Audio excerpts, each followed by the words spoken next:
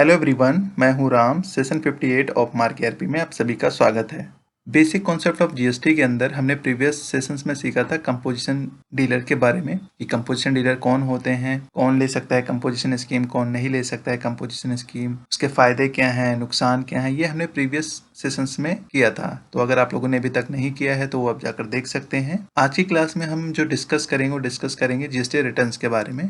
इसमें हम देखेंगे व्हाट इज जीएसटी रिटर्न, मतलब जीएसटी रिटर्न क्या है, और जीएसटी रिटर्न की लेट फाइलिंग फीस क्या होती है, और टाइप्स ऑफ जीएसटी रिटर्न कितने होते हैं, मतलब कितने टाइप्स के जीएसटी रिटर्न्स होते हैं। इन सब चीजों के बारे में आज की क्लास में हम डिस्कस करेंगे। बाकी हम इसको प्रैक्टिकली करेंगे आगे आने वाली क्लास के अंदर कि किस तरीके से आप रिटर्न फाइलिंग करते हैं। लेकिन यहाँ पर हम समझेंगे कि कौन कौन से रिटर्न जाते हैं, उनकी लास्ट डेट कब होती है, इन सब चीजों के बारे में डिस्कस करेंगे। तो हम बात कर लेते हैं व्हाट इज जीएसटी रिटर्न्स, मतलब कि जीएसटी रिटर्न्स क्या है।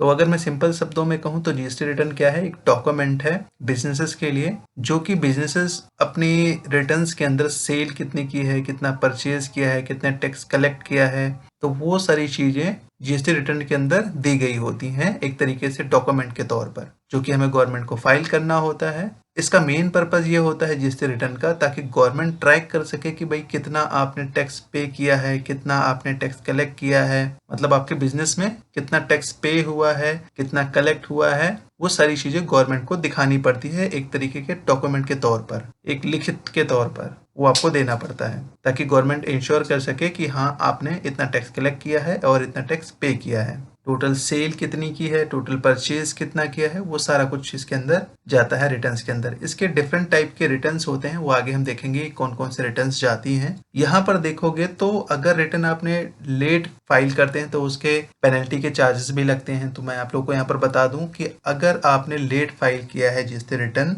तो आपको कितना पे करना पड़ता है, पर डे 50 रुपीज के हिसाब से पे करना पड़ता है, जिसमें से 25 रुपए आपको सीजीएसटी पे करना पड़ता है और 25 रुपए आपको एसजीएसटी पे करना पड़ता है। और अगर आपकी नील रिटर्न है और आपने लेट फाइल किया है तो उसके हिसाब से भी आपको 20 रुपए पर डे के हिसाब से पे करना पड़ता है। तो ये कैलकुलेट कैसे करता है, जैसे मान के चलिए अगर आपने 10 दिन पे नहीं किया है नॉर्मल जो रिटर्न फाइलिंग फीस है, तो 50 रुपीज इंटू 10 डेज, तो 500 रुपए आपका अगर 10 दिन का क्या हो जाएगा, एक तरीके से लेट फीस हो जाएगी। आप अगर वही नील रिटर्न वाली होती, आपने लेट पे किया होता, मतलब आपने जो है लेट फाइल की होगी रिटर्न्स, तो उस केस में कितना होता, तो ये 20 इंटू 10 हो जाता, तो आपको कितना 200 रुपए आपको फाइन होता 10 डेज का, मतलब 10 दिन का आपको 200 रुपए देना पड़ता अगर आपकी नील रिटर्न थी और आपने टाइमली पेमेंट नहीं किया, मतलब टाइमली फाइल नहीं किया है जीएसटी रिटर्न्स को। यहाँ पर देखोगे दूसरा क्या है, इंटरेस्ट है आपका। इंटरेस्ट का मतलब क्या हो गया, किस बात का इंटरेस्ट लगता है, अगर आपने लेट फाइल किया है रिटर्न्स, ठीक है, तो वो उस पर जो लेट आप फाइल करते हैं ना, तो उस पर इंटरेस्ट आपको देना पड़ता है,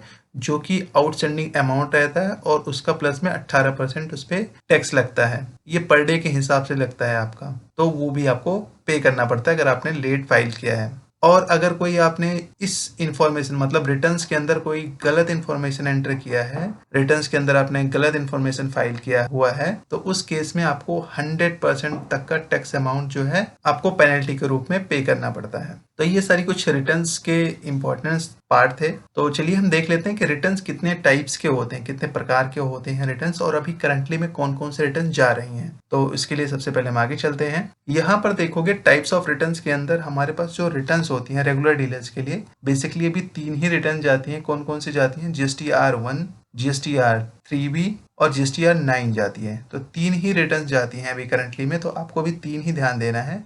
बाकी चीज़ों को और हम डिस्कस करेंगे जो हमारा जीएसटी एक्सपर्ट वाला कोर्स है, उसके अंदर सारे टाइप्स के रिटर्न्स को हम डिटेल्स में डिस्कस करेंगे। फिलहाल अभी हम यहाँ पर जो डिस्कस कर रहे हैं, जो भी करंटली जाती है रेगुलर डीलर्स में, कौन कौन सी जाती है, GSTR-1 जाती है, GSTR-3 जाती है और GSTR-9 जाती है। तो सबसे पहले हम बात कर लेते हैं कि GSTR-1 क्या होता है।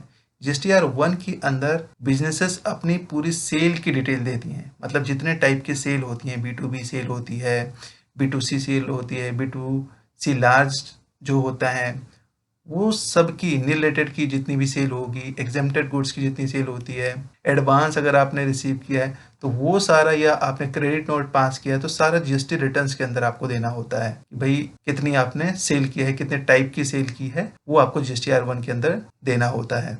GSTR-2 के बारे में हम बात कर लेते हैं। GSTR-2 जो होता है उसमें परचेज की डिटेल्स होती है। अगला जो है आपका वो क्या है, GSTR-2A है। ये क्या होता है GSTR-2A, बेसिकली ये होता है आपका कि कि जो आपने परचेज किया है, मतलब जो आपके सप्लायर हैं उन्होंने जो जीएसटीआर 1 फाइल किया होगा, मतलब आपने परचेज किया होगा तो सामने वाले ने सेल किया होगा, तो वो जो अपनी जीएसटीआर 1 फाइल करते हैं तो आप जो है इसको ऑटो जनरेट कर सकते हैं अपने पोर्टल से। मतलब एक तरीके से ये ऑटो जनरेट होता है। अगर सामने वाली पार्टी ने जीएसटीआर 1 फाइल किया है तो आप जो है उसको डाउनलोड कर सकते हैं। मतलब एक तरीके की आपकी परचेज होती है किसके अंदर, जीएसटीआर 2 के अंदर, जीएसटीआर 2A के अंदर आपकी परचेज होती है टोटल, कि आपने कितना परचेज किया है। उन सप्लायर ने अगर रिटर्न्स फाइल की होगी तो आपको वहां पर ऑटो पॉपुलेटेड के अंदर दिख जाएंगी। जीएसटीआर 2A के अंदर क्या होता है कि आपने परचेज के अंदर क्या चढ़ाया है। एक तरीके से सिंपल तरीके से ये कह सकते हैं कि आपने जीएसटीआर 2 के अंदर क्या क्या जो आपने परचेज चढ़ाई होगी वो दिखता है यहाँ पर। और जीएसटीआर 2A के अंदर क्या होता है कि जो आपकी सप्लायर हैं, मतलब जो आपके सप्लायर हैं उन्होंने क्या सेल चढ़ाई है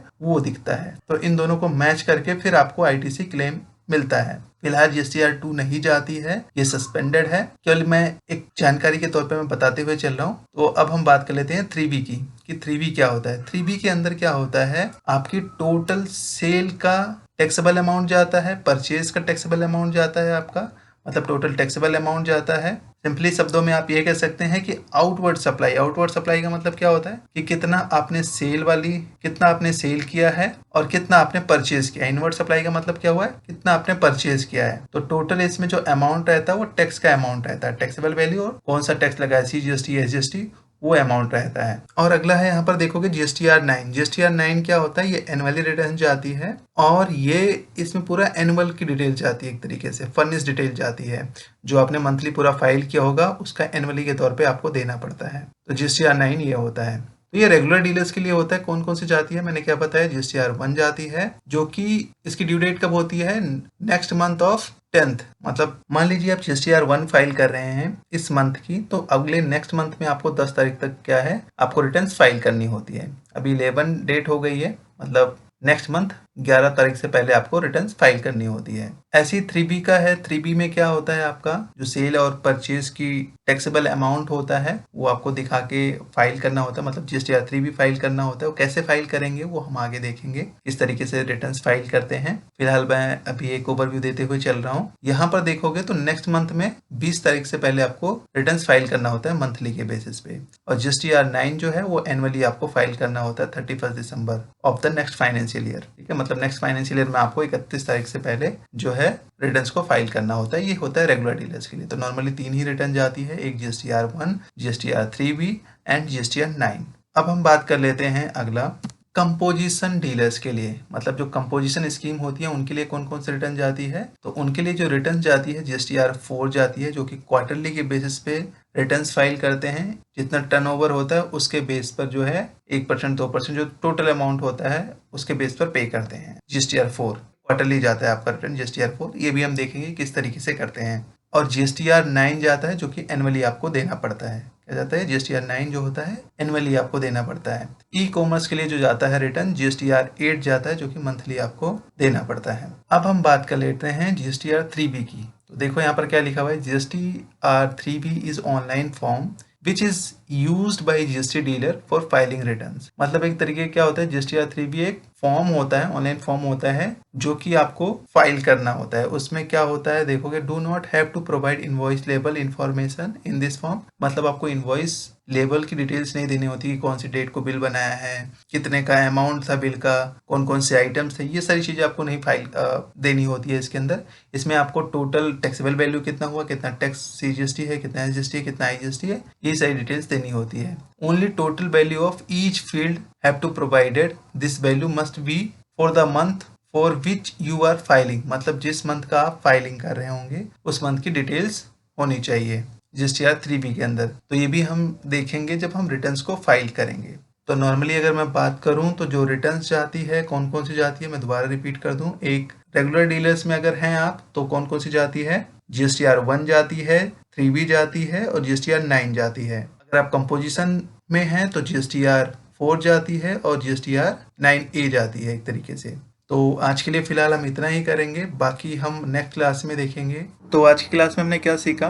बेसिक कॉन्सेप्ट ऑफ जीएसटी के अंदर व्हाट इज जीएसटी रिटर्न, मतलब जीएसटी रिटर्न्स क्या है, लेट फाइलिंग फीस क्या होती है अगर हम लेट फाइल करते हैं तो, और टाइप्स ऑफ जीएसटी रिटर्न्स कौन से हैं, कौन से रेगुलर डीलर्स के रिटर्न जाते हैं, कौन से कंपोजिशन के अंदर जाते हैं। ये सारी चीजें हमने आज की क्लास में डिस्कस किया है। इसको हम और अच्छे से करेंगे जब हम प्रैक्टिकली करेंगे, तो एक एक चीज़ को और अच्छी तरीके से समझेंगे। आज के लिए फिलहाल हम इतना ही करेंगे, बाकी हम इसको नेक्स्ट सेशंस में करेंगे। अगर आप लोगों को वीडियो पसंद आई हो तो लाइक कीजिएगा, सब्सक्राइब कीजिएगा, शेयर कीजिएगा और कुछ क्वेरी हो तो कमेंट कीजिएगा। Thank you.